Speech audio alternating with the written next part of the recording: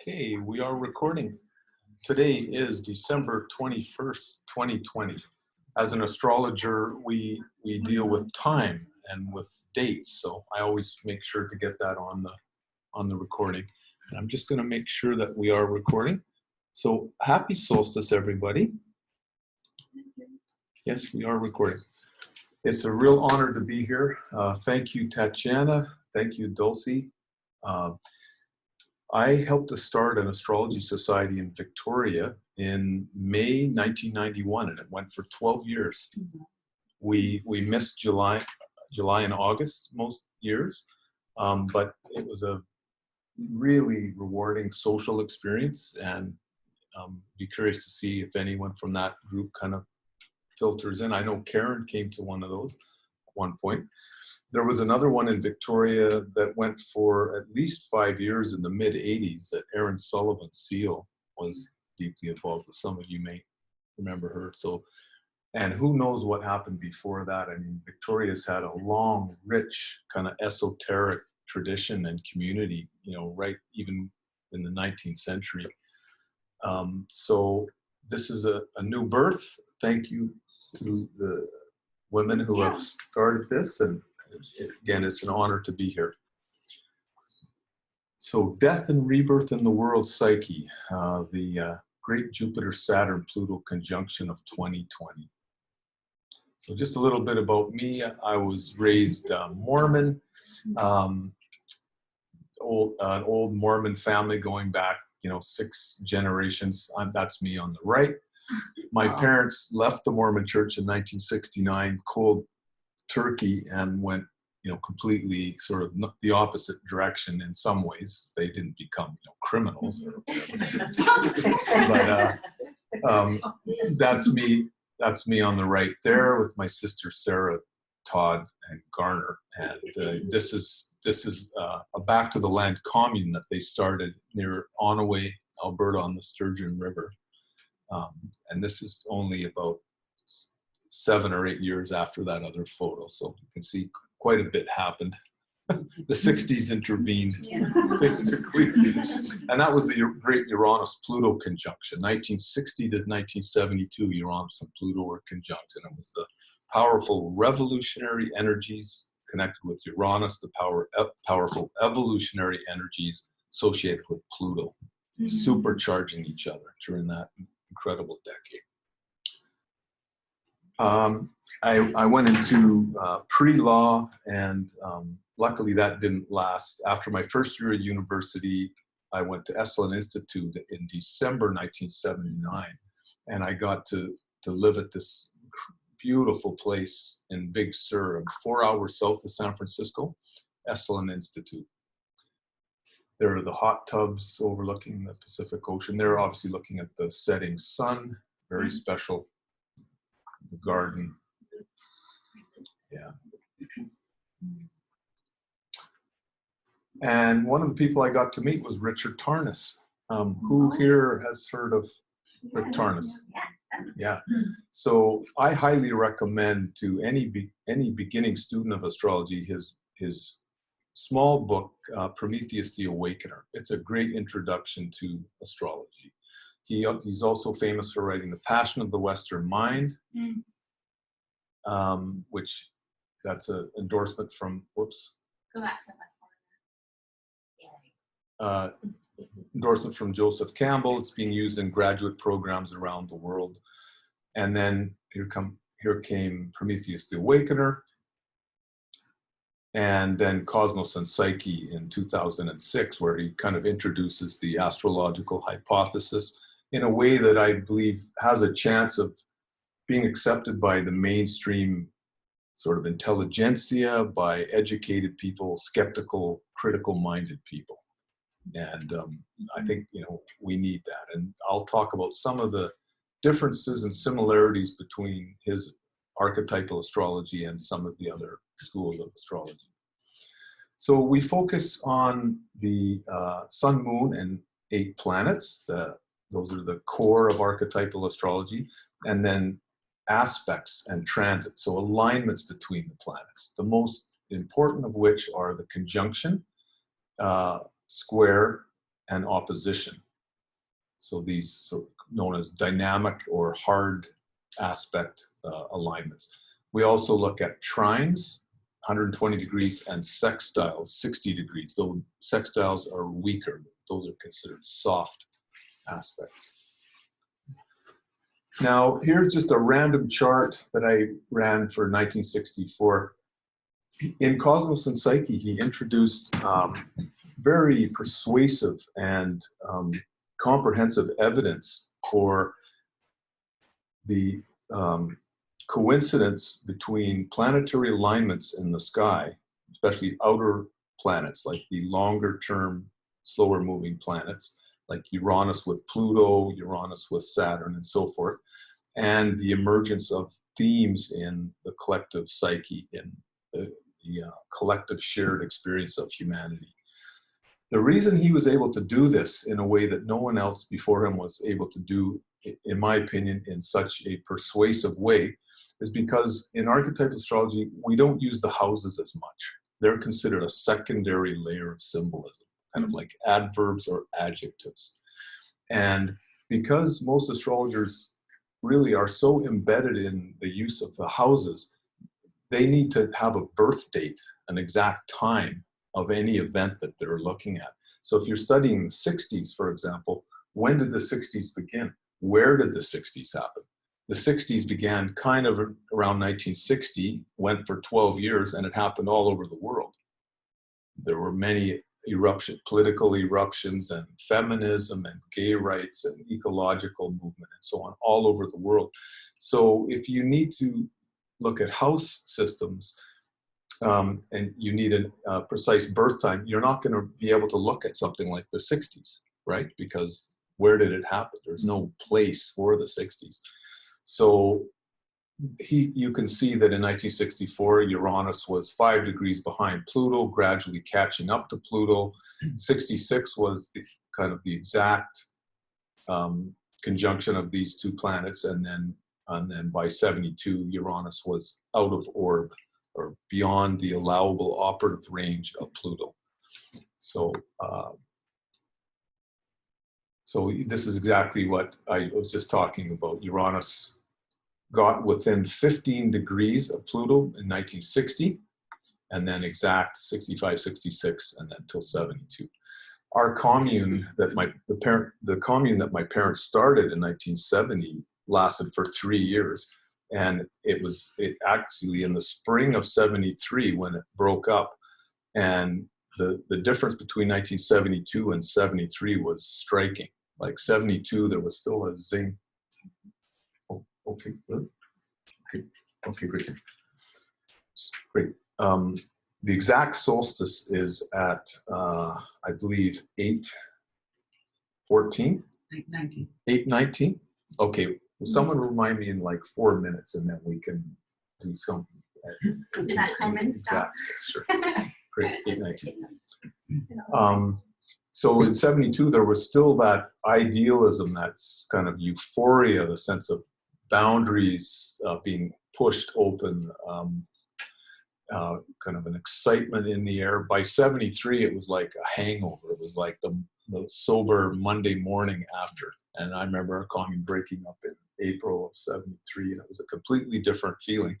Sociologists usually refer to the 60s as the 60s and early 70s. So in exact agreement with this expanded orb that Rick Tarnas uses of 10 to 15 degrees. So when Uranus was 15 degrees from Pluto, that's when it began, and it went till 72 when it was 15 degrees past the exact conjunction. So, well, just a little brief introduction to the 3 planetary archetypes we'll focus on today. So Jupiter, there's just some random slides I put together. Jupiter's connected with, Zeus, feeling of kingship, feeling of expansion, elevation, upliftment, or some of the qualities associated with Jupiter.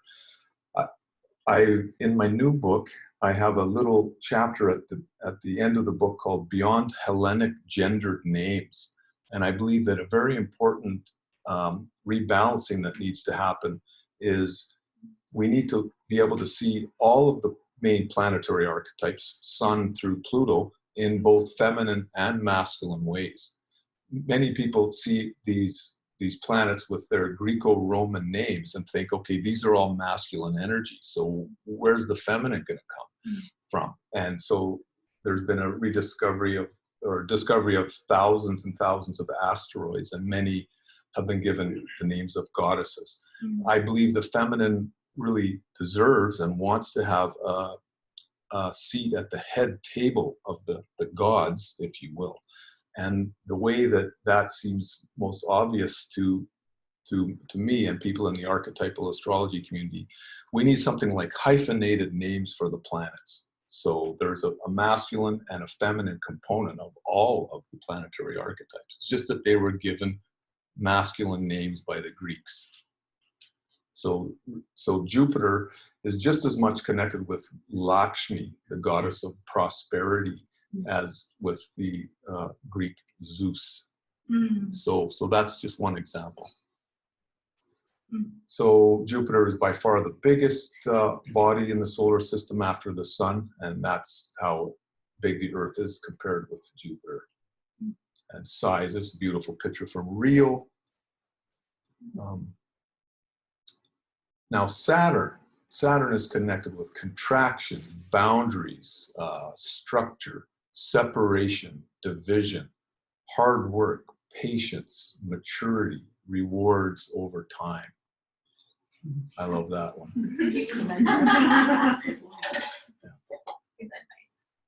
Yeah. Now Pluto, just a random image. Pluto is connected with the descent into the underworld. Joseph Campbell's monomyth of the hero or heroine's descent into the underworld. The hero goes into the underworld, has various challenges, is helped or hindered by various archetypal personages, and then comes back out the other side with boons or gifts to give to humanity. Like Prometheus, his ordeal is that after which he gives fire and gives to humanity. Jason brought back the golden fleece, and so on and so forth. What these mythologies are really describing is the plutonic processes of death and rebirth in our own psyches. Pluto pushes up unconscious material into consciousness where we can face it. And much of what it wants us to face is unresolved traumas from the past, various energies and emotions that we couldn't fully experience at the time when we first encountered them. And so it's often experienced as descent into the underworld, but you can also see Pluto's action as something like a volcano. It pushes up with a lot of pressure, inner substance where it can be made conscious in the light of day. We also, during major Pluto transits, face the shadow side of human nature, and I'll talk more about that. And long-term evolutionary processes are kind of the purview of the archetype Pluto. So astrology is essentially a study of the human psyche. It's a study of the energetic and emotional forces in our psyches and how they interact with those same archetypal emotional forces in other people and in the universe at large. Therefore, a study of psychology is of utmost importance to an understanding of astrology. There really was no modern astrology till the work of Carl Jung, C.G. Jung, the great psychiatrist from Switzerland. Is it solstice time?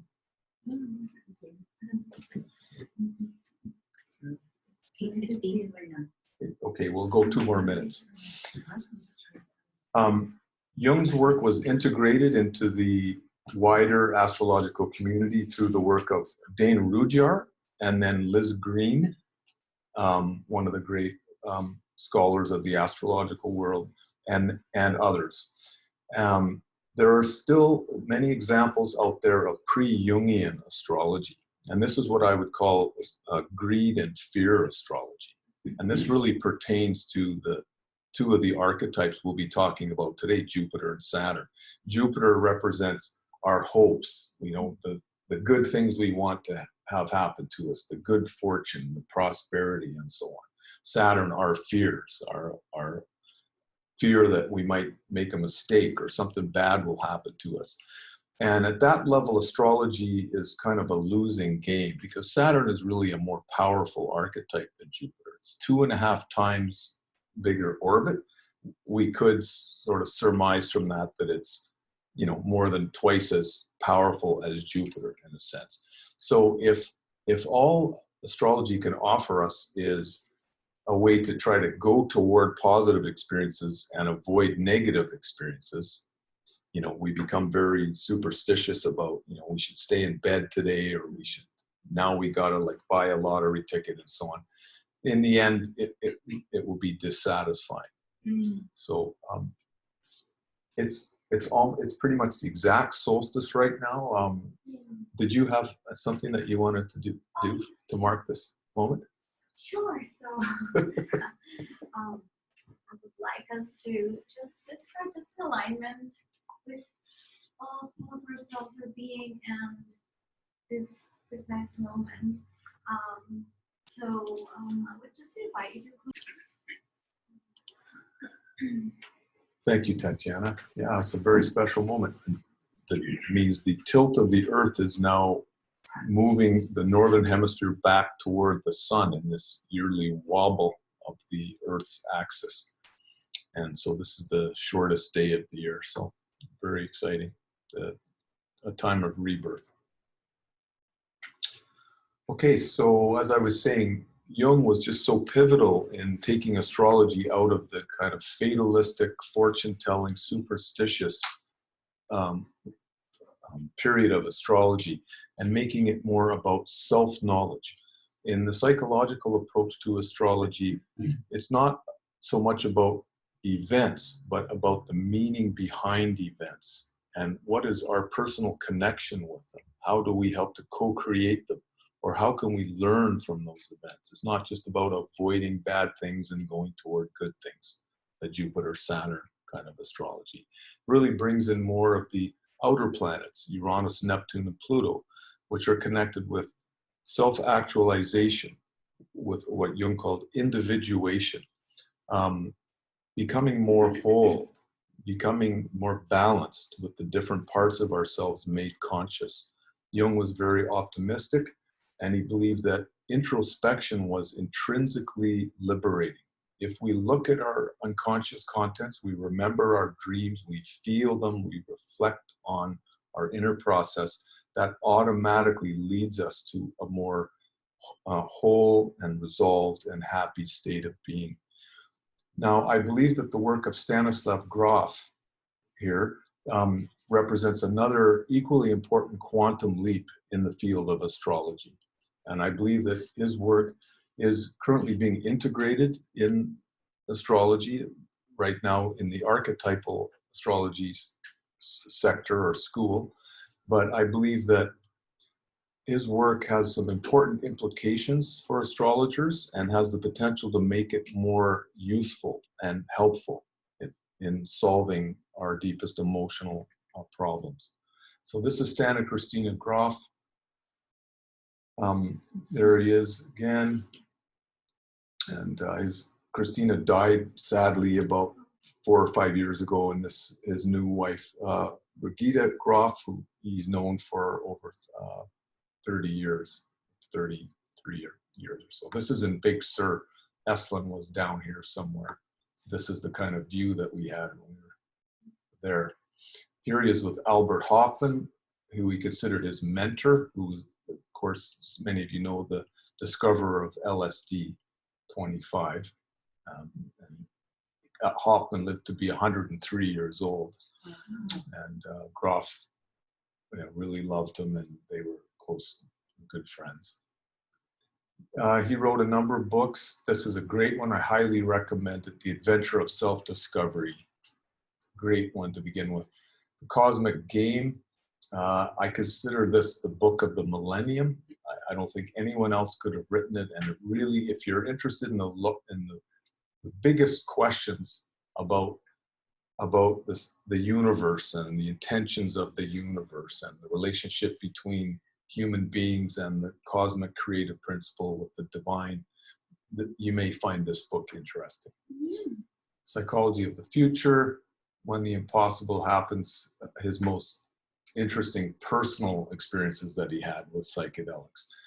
He personally conducted over 4,000 LSD sessions with voluntary patients, clients, and he came to believe that psychedelics, when used in a responsible way, have the same relationship to the study of the human psyche as the microscope to biology and the telescope to astronomy. They give an unparalleled, powerful look into the deeper contents and territories, realms of the human unconscious. The editor of this one, if you know anyone who's going through a spiritual emergency, this is a term that the Grofs coined. I highly recommend this one or the previous one, spiritual emergency. The stormy search for the self, this is when the unconscious contents are emerging so fast that people have trouble functioning in everyday life. This would be currently treated with suppressive medication, and that would sort of repress the process, and a person could potentially be stuck in a halfway position, for an extended period of time. They're suggesting a very different approach to these moments in people's lives beyond death. They developed this technique called holotropic breathwork as a substitute to his earlier work with LSD. Holos means wholeness, tropane means moving toward. Like a heliotropic plant moves toward the sun, helios. That's the property that we know from botany. And the idea in this holotropic breathwork, and similar with effective psychedelic-assisted psychotherapy, is you create a safe environment for the person's own inner healer to come forth and select the most relevant material for that session. You're not in there trying to engineer an improvement in their psyche. You're deciding what's important and not important, and so on. We trust the process intrinsically, and we allow people's own self-healing intelligence to direct the process. So it's usually done in a group. There I am in Dahlonega, Georgia, 1989 for my certification. That's Christina Grof there. And my favorite place to do these workshops in Victoria is the Church of Truth. Maybe some of you have been inside this magnificent building, but Carolyn Green and I, a colleague, are thinking of starting to do a series of workshops in town. She's doing workshops right now. And maybe as early as January 11th, we might do one right here at the Church of Truth on a Saturday. Can you click them more to get rid of that thingy? Okay, thanks. Good job. Thanks. Probably won't record it, but No, yeah. I think what's missing in astrology up to this point is an experiential component. Grof makes a point that even a radical transformation of our most basic worldview, like a worldwide paradigm shift, which many of us are, participating in, hoping for, reading about, that won't be enough to reverse the self-destructive and destructive tendencies in the human species. We're obviously facing multiple threats to our continued survival as a species. What he believes is necessary is a deep emotional transformation of humanity. So in that sense, that would be in agreement with evolutionary astrology, right? That we need some kind of an improvement or a elevation, a healing of the human species. And what Grof suggests is that what our culture is missing is non-ordinary state practices, what he calls these holotropic states that all pre-industrial and non-Western cultures have developed some technologies for what they call technologies of the sacred, for entering into these non-ordinary or holotropic states. We know that going back at least 30 to 40,000 years, the shamans of ancient cultures began their healing work through a spontaneous or induced experience of death and rebirth.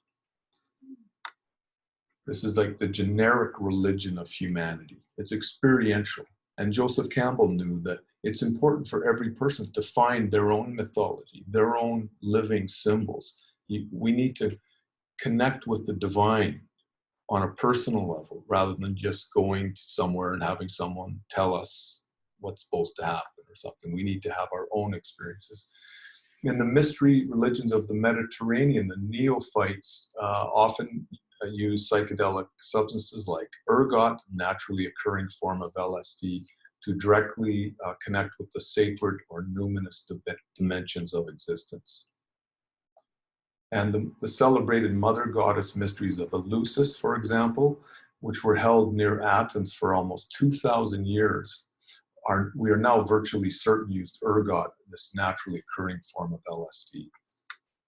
And it was devoted to Demeter, the mother goddess of grain, and her daughter Persephone. And this is a great book if you're interested in that evidence, that road to Eleusis. This is Demeter, became Ceres for the Romans, the root of our word cereal. And there are the ruins there. I would love to do a retreat near here sometime. This is, for many people, this is really sacred ground in Western civilization. Other methods that cultures have used include trance dancing, drumming, sensory overload and sensory deprivation, sleep deprivation, various breathing maneuvers, fasting, meditation, and other techniques to enter holotropic states. And what Grof writes about is that many of our deepest problems can't be solved at the level of the intellect or the ego. We have to face the unconscious roots, the emotional roots of these self-sabotaging, self-destructive, and destructive behaviors.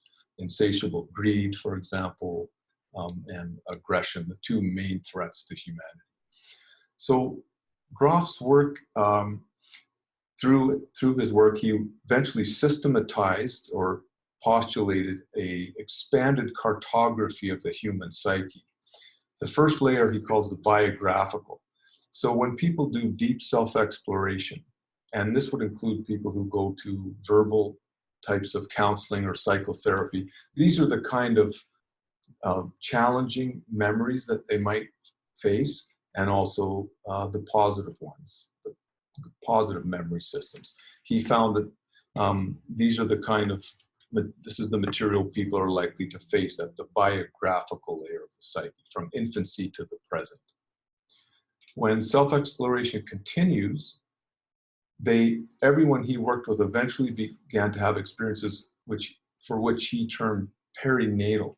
They're from the surrounding perinatal birth.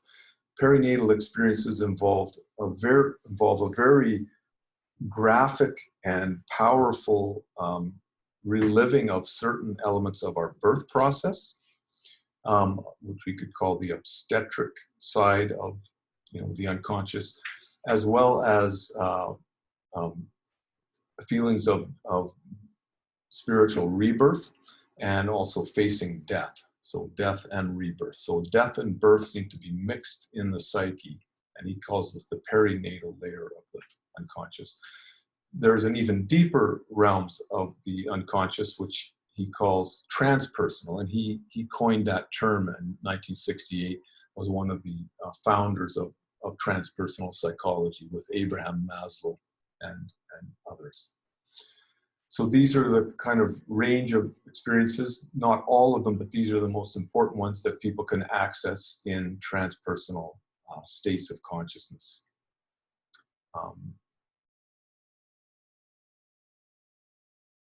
I'll send this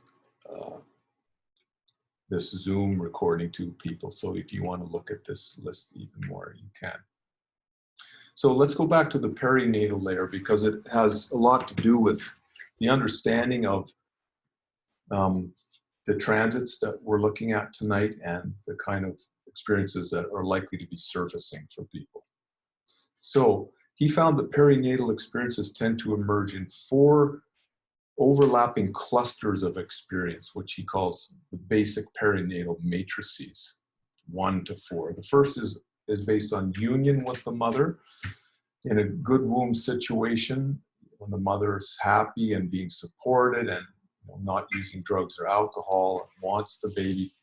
Blissful oceanic feelings, a sense of no boundaries, feelings of cosmic unity, and access to higher meaning.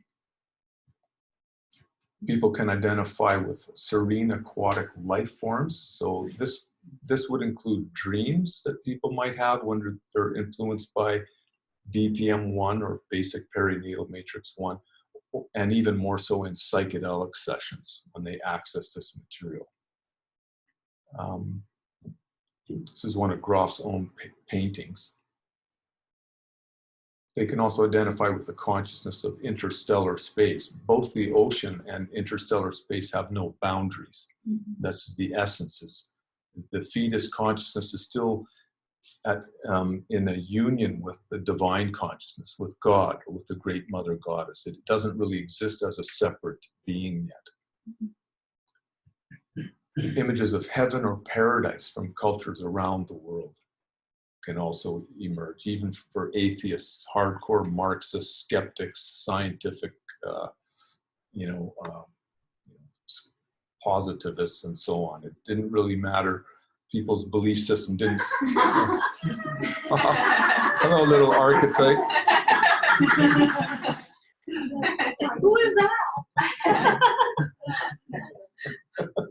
Oh, that's cute. Yeah. There were also toxic womb experiences. The aggressive immunological forces of the mother's body, or drugs or alcohol or serious medical conditions, things like that. And these are the kind of experiences people might have in a high-dose LSD session when they're working through these leftovers. This is not something that you can talk about in a therapy session. It's pre-verbal. You have to face it on an emotional level. So I gave away the question, what planetary archetype do you think is connected with this? Okay, go ahead. Neptune. Yes, Neptune, that's correct.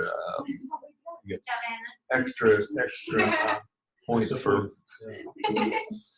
So we know from the astrological literature, Neptune is about union, of lack of boundaries, of spiritual feelings, higher meaning, access to higher imagination, and also the shadow side, where the lack of boundaries is experienced as confusing, deluding, or disorienting. Grof and Tarnis research suggests that these problematic manifestations of Neptune are not intrinsic to Neptune per se, but might be based on unhealed toxic womb material in the people's psyches. So in archetypal astrology, Neptune is considered a tremendously positive influence. I mean, I look forward to every Neptune transit. Neptune is the astrological symbol for divine consciousness. It's our desire to reunite with it or to reawaken to it. And it's the part of us that wants to reconnect with higher power, with God, or with Great Mother Goddess. So here are some perinatal drawings that I had some people draw. So Venus-Neptune transits and aspects would have some connection with these good womb memories. Venus, love, friendship, or art could be a channel for these kind of oceanic, spiritual, numinous feelings connected with Neptune to emerge, and so on.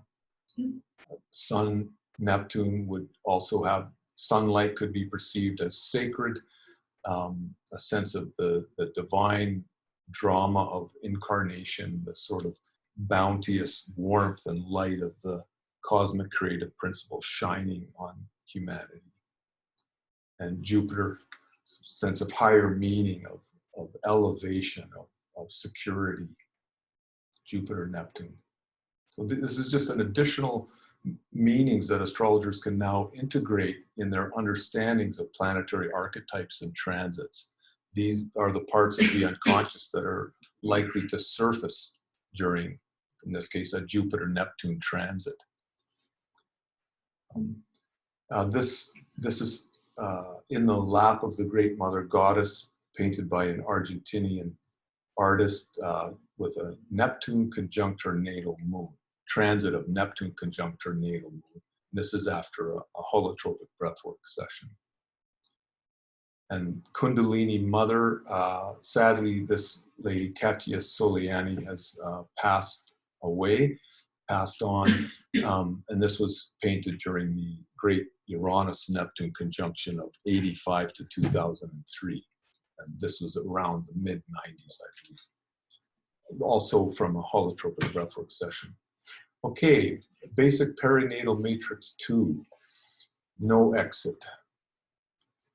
The cervix is closed at this stage, and the uterine walls are contracting around the fetus, but there's no way out.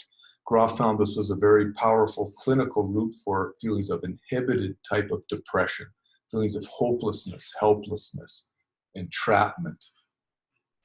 And for people that have serious depression, this is almost always a serious contributing root of that.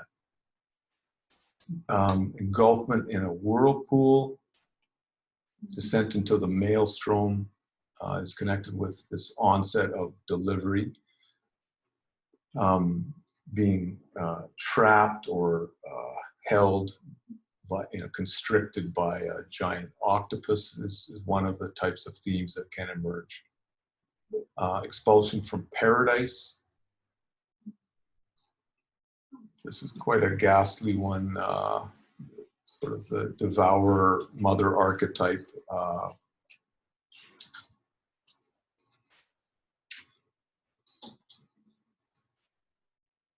And being trapped in a maze. There's the Iron Maiden. This is from a LSD session, I believe. Identification with victims of all times and places, the concentration camp victims or African Americans in the slave trade, and other human groups. So death seems to, looms large as sort of the final quality of human existence, entrapment in the mechanistic world of machinery, personal forces, or industrialization. They're the kind of images people have. This is Kronos devouring his children. Kronos, of course, Saturn. This represents the march of time and how all things must pass. Various hells that would open out in people's experiences.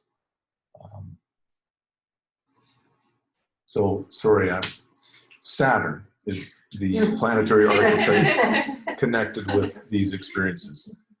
So, we all have, everyone right now has some Saturn transit, and sometimes they're very severe. And this Pluto-Saturn is like a supercharged Saturn. So some people in this room are probably feeling some of these feelings, these BPM2 feelings right now.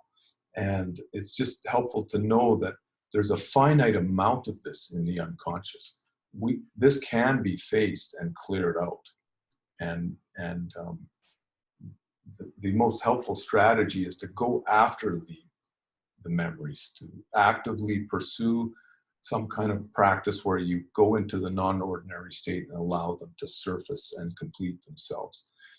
For most people, a typical Saturn transit is not going to bring, horrible suffering like this, but we'll always get some kind of a taste of it, a reminder of our mortality, for example, our limitations. Jean-Paul Sartre, who coined the term no exit, we know that in 1935 he did a very poorly managed and poorly resolved mescaline session in Europe that left him with feelings of depression and had a very profound influence on his entire life philosophy of existentialism.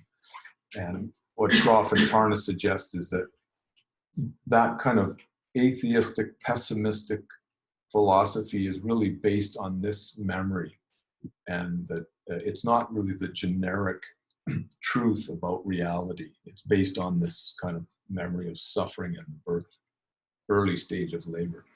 So Mars, Saturn, the sort of frustration of Mars without an easy outlet for its energies. There's many positive sides to Mars, Saturn too. Tenacity, ability to work long and hard, to put one's nose to the grindstone, and so on.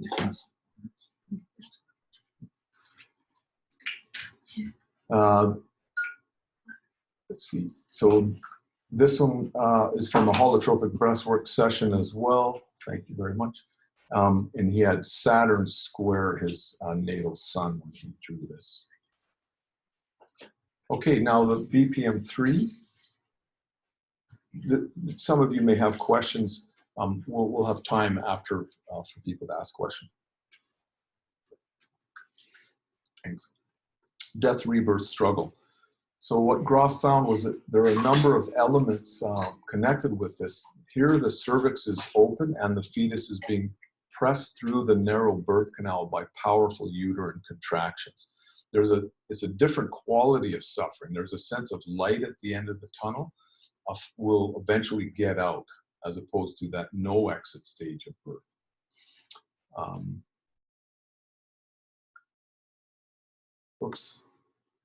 So one of the elements that there's an activation of enormous aggression in this stage of birth. And people that experience this in breathwork sessions or psychedelic therapeutic type sessions have no trouble accepting the idea that the perinatal layer of the psyche has a tremendous amount of aggression in it, malignant type of aggression, the kind of aggression we don't need for our survival. And that if this was kind of activated in a whole society at the same time and then projected onto another target, like another country, that we would have the kind of wars that we have now, the genocide and so on. So these kind of feelings of titanic struggle. And I'll say it right now so you can begin to think about it. What Rick Tarnas realized was that this dynamic stage of birth labor is connected with Pluto. So all the things I'm about to describe are known from the astrological literature. The themes of aggression, for example, power struggles.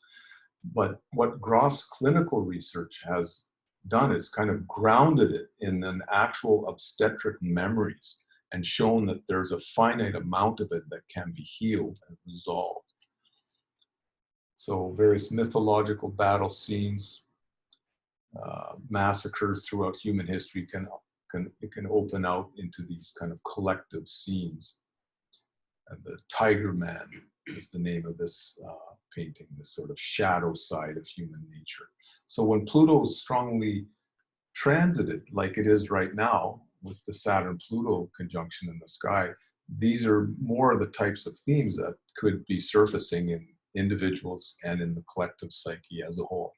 And I think we could surmise that there's a hostile mood, let's say, in the American electorate right now, in the 40%, that like considerations of decency and sort of getting along with other racial groups and religions and so on are kind of thrown out the window right now. People are kind of distilled down to their most basic plutonic essences, and Trump represents the sort of perfect embodiment of that. He's like vulgar, crude, aggressive, and so on. There's also an activation of sexual feelings connected with the dynamic stage of labor. And Grof's theory, really it's more like clinical evidence, is that this is a type of enforced sexual arousal that is caused by suffocation during the birth process. And it's mixed with aggression, with life-threatening choking, and that this was a very convincing clinical route for the mixture of sex and aggression that we see acted out in the news every day. Like, for example, Harvey Weinstein, power and sex and so on. This is an interesting look at a very perinatal kind of look. What would prompt people to want to put something like that over their head, and it does have a kind of a perinatal connotation of this confining, cover. The art of Giger, many perinatal themes. And then as it is more resolved in people's sessions, tends to have a more kind of Dionysian quality, like a wild quality, images of carnivals and so on. These are, I think, from the Kama Sutra, and then some of the few Indian temples that weren't destroyed by the Persian invasions, with these kind of Dionysian scenes. Now, also connected with Pluto and the dynamic stage of birth, the problem of evil, which Grof calls the demonic. Everyone faces some of this in their unfolding, and again, there's a finite amount of it, and it's very important that people are allowed to, surrender to these energies and feelings inside them, and that they're not judged, and that they're just allowed to play themselves out. That automatically consumes it from the system. Scenes of temptation, various imagery like this are quite common in psychedelic sessions with heavy Pluto transits. People are going deep. These are the kind of images they're likely to see for a while until they work through it. And then also the scatological. We know that Pluto is connected with elimination, with breakdown, with putrefaction, and so on. People can have images of wallowing in excrement. It clearly goes far beyond what the fetus could have actually experienced. You access a kind of archetypal layer of scatology.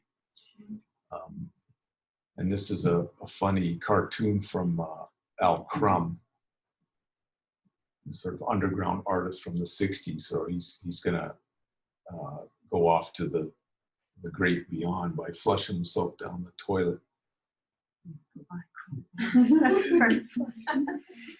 And then he's going through this kind of birth canal here. I wish I'd used a wider gauge.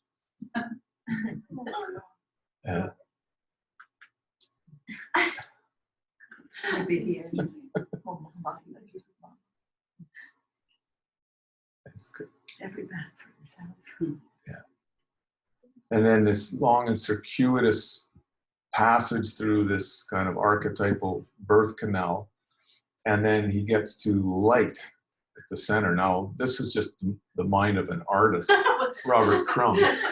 And so, but he has this instinct that somehow going through the scatological underworld is going to lead toward divine light. It's very interesting kind of memory embedded in his psyche in a way. And then mom, again, kind of a perinatal reference to the feminine, this resolution, and then a triumphant feeling of rebirth. And then this accurately depicts how people feel in rebirth experiences in breathwork sessions or psychedelic assisted therapy sessions. This kind of powerful, inexorable force that's now driving them into the light. The same force that pushed them into the darkness is now taking them into the light. They're coming out. So really interesting cartoons there. So scatological, everyone loves that one. Yeah. So it's the mandatory byproducts of biological existence. People have to face their fears of shit and so on. If severe toilet training would then add another layer of trauma that they would have to work through to get to the pure perinatal versions. And also the decomposition of the human body at death. This is also connected with Pluto. People can see images of concentration camp victims or the piles of bodies that occur in every war or revolution. Also images of pollution. So this is the scatological side of Pluto.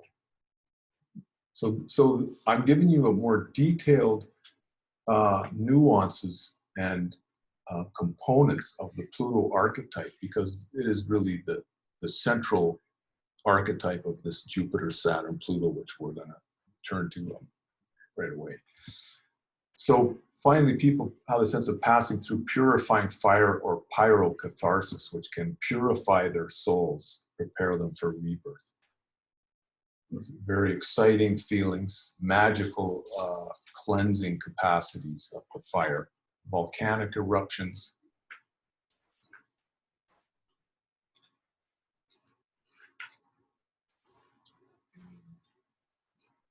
So I gave it away again, but Pluto is the answer to that.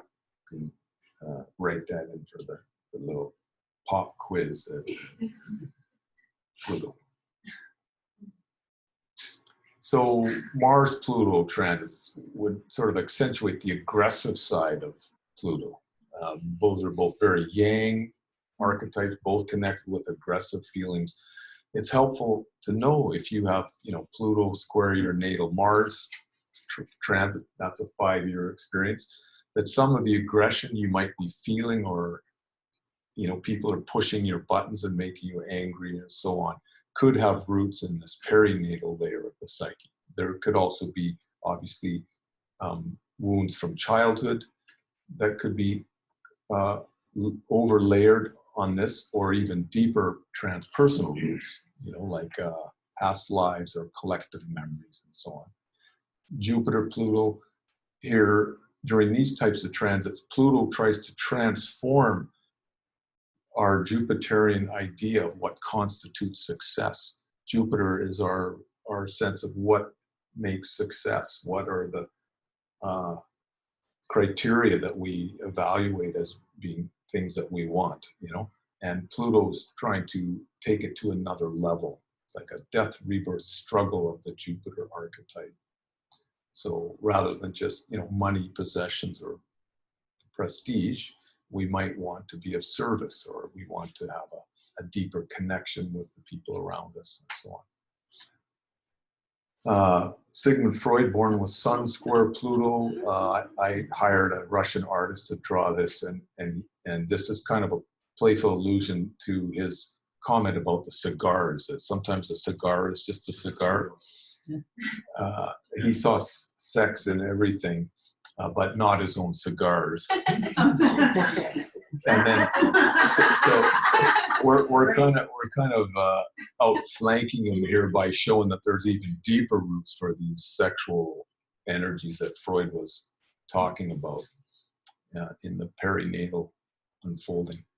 Now, people who are fans of Lady Gaga, this is an example of how we can use this to look at popular culture. In the spring of 2009, when she was working on her song Bad Romance, and the video, which is like one of the most watched videos of all time, she had transiting Pluto square her natal sun. See, this is her natal chart here. It's Aries, Sun in Aries. And this outer wheel is where the transits were in 09. Pluto was squaring her sun and on her Mars. So her Sun Mars is that kind of yang side of her, that kind of like really strong dancing and kind of out there and kind of in your face kind of side of her, which is, a lot of people like. I'm a fan myself. And we would expect that this kind of transit, which might happen only once or twice in a lifetime, Pluto aspecting the sun like that, would correspond to an upsurge of these Plutonic perinatal Dionysian themes in her writing. And that video, Bad Romance, for those of you that haven't seen it, it has all the perinatal theme, BPM 3 themes that I was just referring to. when you see it. It's got purifying fire, sadomasochism, evil, aggression, birth, death, and scatology. So very interesting. So this is the kind of insights that we can gain from this approach. What I'm presenting here today is like a super abbreviated version of a 30-week course that I'm going to be doing starting in September. It'd be a real honor to have any of you participate in it, where I'll be presenting for all the planetary combinations and transits, many examples of people who had that, and in the arts, in music, film, art, philosophy, literature, and so on. So that's a particularly good correlation there. Billy Joel had also a Pluto Sun transit when he wrote "We Didn't Start the Fire" in I think 86. It's the #1 song, I believe, of 86 or 87, and it has a lot of those same themes. It's really intense. That video, "We Didn't Start the Fire." There's fire in it, evolutionary forces, sexuality, aggression, and so on. Now, the BPM-4 is based on the sudden intensification of pressure, and then the crowning and delivery as the infant exits the birth canal. And after the cutting of the umbilical cord, it is essentially becomes autonomous biological organism for the first time. So this is connected with individuation. So ecstatic feelings of rebirth, renewal, redemption, forgiveness, a profound sense of decompression, opening, and awakening. And I had a friend, an artist from the breathwork community, draw this BPM-4 image. So people can have a sense of struggling toward the light, you know, here, kind of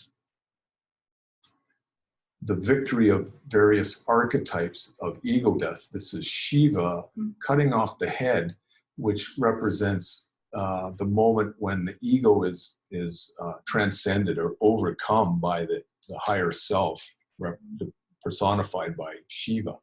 Now, these are ecstatic moments, very lucky experiences for people to have.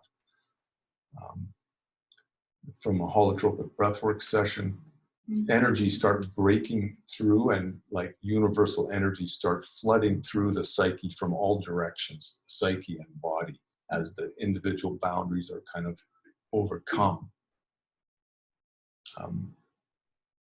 Sort of coming apart, the seams. This, you would get just a taste of this in holotropic breathwork sessions, unless you were just on the edge of bursting in your everyday life. But in psychedelic sessions, everyone sooner or later, you know, reaches these kind of experiences. So being born, this is from a holotropic breathwork session. She had transiting Uranus conjunct her natal Mars. So Uranus is connected with birth. Pluto is the death, rebirth struggle. Uranus is actually the moment of breaking out, breaking free. I think of Uranus as the cosmic midwife. It's the birth of a new self. So reconnection with the light, reconnection with the divine, with God, with the great mother goddess. Beautiful, simple style, but a profound theme of transcendence of herself. Images of peacock feathers, blinding white or golden light are connected with rebirth. And this would be especially common during Uranus-Venus transits, because Venus is connected with color, beauty. Images of expansion of space inside of giant halls and cathedrals. People see this spontaneously as they're reliving the moment of coming out into the delivery room. Wow. A sense of openness, yeah. And reconnection with the numinous, with the divine. The end of wars or revolutions. People have these kind of collective scenes, unfold in their psyches. And this is the 1989, I believe, the fall of the Berlin Wall, Uranus-Neptune conjunction. This is, I think it's Parvati slaying, a shadow figure. Christ leading the souls out of the underworld, called the harrowing of hell. Even people that don't believe in, Christianity can have these kind of images. They just spontaneously appear. Angels. One of Grof's own sessions, you see the purifying fire, and he's going into the realm of the peacock great mother goddess. I did look at his transits, and he had a Uranus aligned with his natal Venus this time, this transit. This is about 1966. Transcendence. The rebirth, the death and rebirth of deities such as Osiris, Dionysus, Persephone. This is going to be the cover photo of my new book. Really love this painting. Or Christ. And then reunion with the divine feminine in the form of the goddesses Isis, Demeter, Parvati, or Mary, or others. These are the most common ones people seem to access. Kind of Promethean ecstasy, this sort of connection with the divine.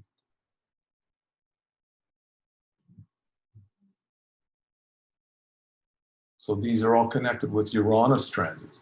And again, in archetypal astrology, we love Uranus transits. I mean, I love every Uranus transit. I want as much of that as possible. So, if to see Uranus as a negative force indicates maybe people don't have access to the experiential opportunities where they can work out some of the crazy energies that usually precede these kind of breakthroughs, right? It's hard to hold it in. Uranus doesn't want us to hold it in. It wants us to let it out. And that's why it sometimes gets a bad rap. But if we can do breath work or responsible use of psychedelics with guides, then Uranus becomes a very positive force. Feelings of planetary citizenship, brotherly and sisterly feelings for all humanity. People access what Grof calls intrinsic human values. It's like when the arrow of suffering is removed from the psyche, compassion follows automatically.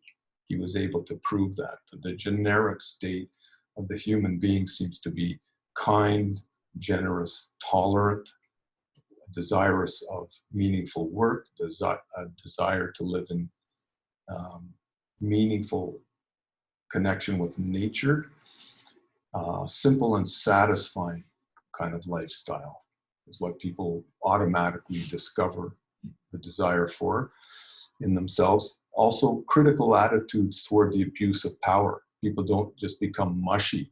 They become like better versions of themselves. They don't all become the same. They become more like themselves, their own unique qualities. But they do maintain critical attitudes toward people who abuse power, and they can stand up if that's necessary. So feelings of connections with nature. Okay, planetary citizenship. So what archetype is connected with this rebirth? Ta-da! Yeah. Great. So Uranus Mars would be, taking our Mars aggression issues to a new level, like resolving them, finding a way to express our Mars energies that's non-threatening, that is in harmony with others rather than antagonistic. Uranus-Venus transits could have this quality of the sudden birth of love, sudden perceptions of beauty, harmony, connection, and so on. So this these clinical insights give expanded capacities or insights into understanding the deeper emotional dynamics that might be happening during these transits. And does anyone have any questions for the last few minutes? We'll look at, It's January these 4th, transits. 9/24. 9:13. So can I go for like 10 more minutes? Is you guys up for that? Okay. Okay. Okay, great.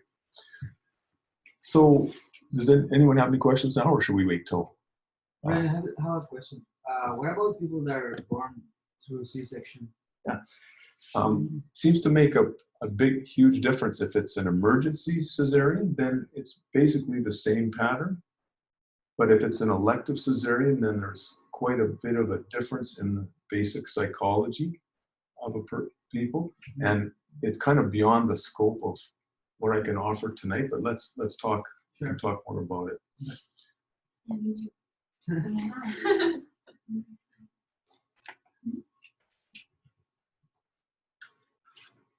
So we use a 10 to 15 degree orb on planetary alignments by conjunction or opposition, and by square 10 degree orb. Okay, so this is like in 2 weeks, 3 weeks.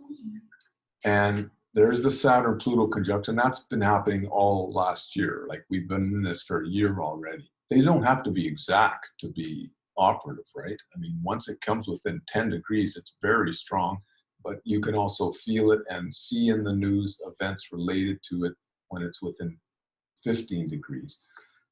I just found this date because that's when Jupiter is within 15 degrees of Pluto. So this is really when the Jupiter-Saturn-Pluto begins, like in 3 weeks.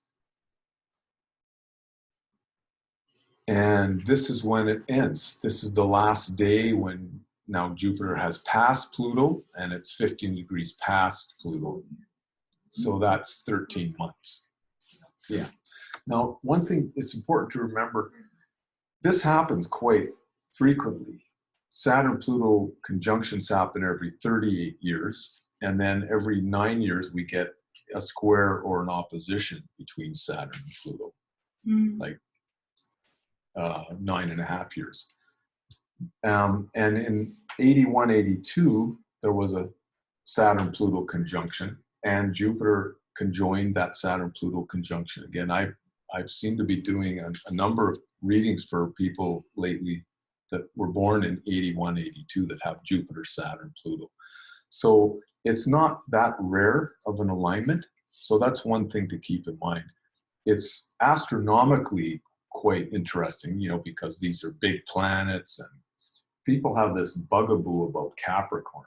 I mean, I remember I heard about a restaurant in California in the 60s where there was a sign on it, maybe in Santa Cruz, that said, "No Capricorns allowed." and it's just such a shallow, maybe, I don't think they were joking either, such a shallow way of living. I mean, it was the same kind of youthful bias that said, don't trust anyone over 30, right? Don't trust anyone who's serious and responsible.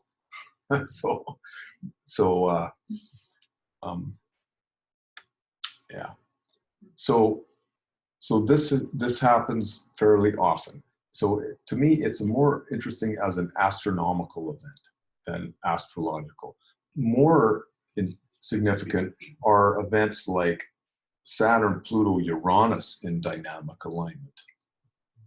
The slower a planet moves, the more powerful it is. That's how it works in astrology. And there was a pretty close dynamic alignment of Saturn. It was Uranus square Pluto in a T-square with Saturn in 2008, corresponded to the stock market crash. And there was the next previous Saturn, Uranus, Pluto T-square that happened was in 1929 during the big stock market crash. the one previous, and that was, Grof was born during that Saturn, Uranus, Pluto in 1931. They were still in alignment. The previous one to that was in the 1870s, I think maybe 79, when Jung was born, and it was Saturn, Uranus, Pluto, T-square. The one previous to Grof's birth, and there was a big stock market crash right then too. And both Jung and Grof are the two Western psychiatrists most known for studying the death rebirth process in the human psyche. So what Jupiter is going to do is make it bigger. And we say in psychotherapy, I remember this from Gestalt at Esalen and also in breathwork, if something's emerging, make it bigger. Like if you feel sad, get sadder, more. If you feel angry, get more angry. Like let it out, you know. And Jupiter can help us with that. And that is one of the ways this will manifest. The essence of this alignment is Saturn-Pluto. Okay, that's the essence of it. Jupiter is just going to add a more dramatic kind of quality to it. Saturn-Pluto, in many ways, is connected with states of fear. Okay, so Neptunian states and Uranian states are, in their purest forms, you are connected with divine consciousness. Both of these represent states of connection with the divine. These two states represent states of separation from the divine. Here you're just totally trapped away from the divine. And here you're in a bad place, but you're moving back to the divine, Pluto. So Saturn-Pluto conjunction, for many people, they're going to experience an intensification of the Saturn BPM2. Pluto intensifies whatever it touches, brings it up into manifestation with enormous force. It empowers it. So some of us and some of your clients, some of your friends and family are going to be going through these states of depression around and maybe already in it. And it's very helpful to support them and give them a lot of comfort and let them go through it as much as possible. Try not to go on like medications. It's better to face it as much as you possibly can. Mm-hmm. Now, for other people, they're going to be feeling more of this, Pluto. And both Saturn and Jupiter will be intensifying this BPM3, the death rebirth struggle. Saturn is kind of like this, it forces us to face it. It drops the plow in nice and deep so that when Pluto's evolutionary forward movement, really turns the soil of our psyche. It's the opposite of like shallow kind of energy. Saturn and Pluto is very deep. It's an opportunity for the deepest kind of inner work, systematic work to uncover the contents of the unconscious. Now, we can notice a kind of apocalyptic feelings during Saturn-Pluto alignments. In the early 80s, there were two main sort of apocalyptic fears that people had. One was nuclear winter. And many people have forgotten that period, but Helen Caldicott from Physicians for Social Responsibility was traveling around the world talking about the dangers of nuclear winter. And Reagan was building up the US nuclear arsenal, and the Russians were trying to match it or some percentage of it. And there was a lot of fear of, oh my God, what's going to happen here? The other one was AIDS. It was, I think, 82 when AIDS first broke into the mainstream consciousness and the news, and nobody knew how serious it was going to be, how fast it was going to spread. And there was a lot of fear and panic around that. So those are two examples from the last Saturn-Pluto conjunction, and Jupiter was involved too. Jupiter, certainly we can see in 81, 82 with the nuclear winter, the sense of global threat, global catastrophe, right? Jupiter makes things bigger. What we need as astrologers is to go from a situation where we're always looking at these planetary archetypes as happening outside of ourselves and find a way to embrace them so they're happening within us at the same time. We're participating in this. In some ways, whatever we don't face internally seems to happen in the outer world. Mm-hmm. And in some of these holotropic states, we can have a very convincing sense that we're helping not only ourselves by healing ourselves, but the collective psyche of humanity by resolving traumas from the collective past of our species and so on. And so I just want to encourage everyone here to find a modality that works for you to really get into this deep work of Saturn, Pluto. Jupiter will help it to resolve in a positive way. Jupiter tilts things toward positive outcomes. So that is one way that you can see that. Now in April, Jupiter will begin to be in square with Uranus in the sky, 10-degree orb on squares. From late Capricorn to early Taurus, that's a square. And that will bring in Jupiter-Uranus is much more connected with BPM4 with birth. So any deep work that we're doing is likely to be sort of enhanced and supported greatly by that Jupiter-Uranus square that will be kicking in April for much of the rest of the year, I think. So any questions? Very, very great. Felt like I was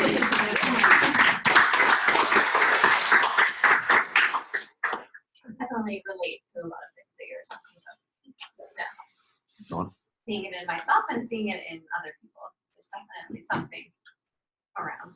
There definitely is. It would be interesting to hear if anybody, how they're finding what's changing for them, like in the room. Does anybody find something is really happening to them at the moment? The thing is depression. If you Can't think notice of anything. everything in the world is centered around depression.